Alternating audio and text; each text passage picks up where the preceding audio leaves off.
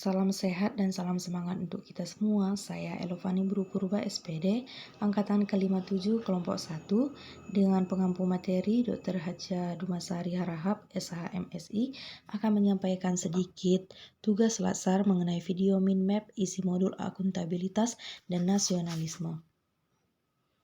Sebelum kita mempelajari atau lebih mendalami mind map nasionalisme, terlebih dahulu kita masuk ke akuntabilitas.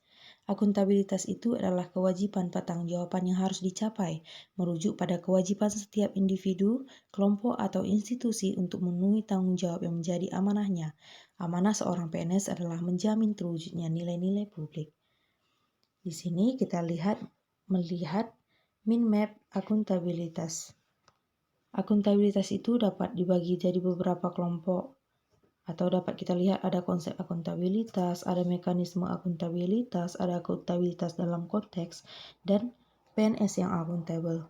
Jadi dalam akuntabilitas itu, konsep akuntabilitas itu dapat dibagi menjadi beberapa hal. Ada akuntabilitas publik, ada aspek-aspeknya, ada tingkatannya. Jadi kalau akuntabilitas publik itu terdiri dari pencegahan korupsi, ada efisiensi dan efektivitas.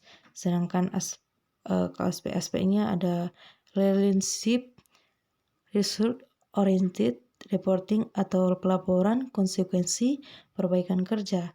Dan kalau tingkatannya itu ada akuntabilitas personal, ada akuntabilitas individu, ada akuntabilitas kelompok, ada akuntabilitas organisasi, dan akuntabilitas stakeholder.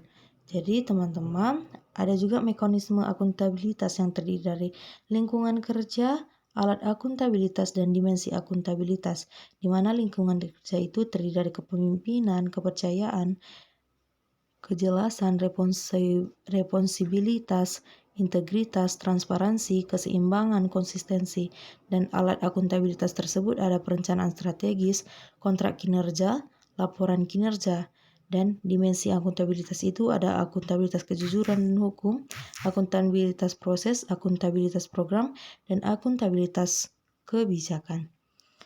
Akuntabilitas dalam konteks itu ada transparansi dan akses informasi, ada praktek curang dan korup, ada penggunaan sumber daya milik negara, penyimpangan dan penggunaan data informasi pemerintah, dan konflik kepentingan.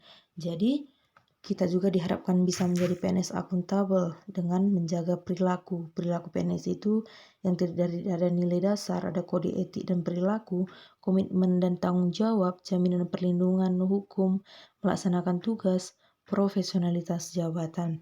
Sekarang kita masuk ke dalam mind map nasionalisme. Jadi teman-teman, kita harus tahu apa itu nasionalisme. Nasionalisme itu adalah perasaan kebanggaan kita, paham, ajaran untuk mencintai bangsa sendiri. Sebagai bangsa Indonesia, kita harus tetap menanamkan nasionalisme dalam diri kita dengan memegang teguh 5 sila yang ada di Indonesia, yaitu ketuhanan yang Maha Esa, kemanusiaan yang adil dan beradab, persatuan Indonesia, kerakyatan yang dipimpin oleh hikmat kebijaksanaan dalam permusyawaratan perwakilan, dan yang kelima adalah keadilan sosial bagi seluruh Indonesia. Dan sebagai pelaksana kebijakan publik, sebagai pelayan publik, dan sebagai perekat dan pemersatu bangsa, kita diharapkan mampu mengaktualisasikan Pancasila sebagai nilai-nilai dasar nasionalisme dalam pelaksanaan tugas jabatannya. Sekian dari saya dan terima kasih.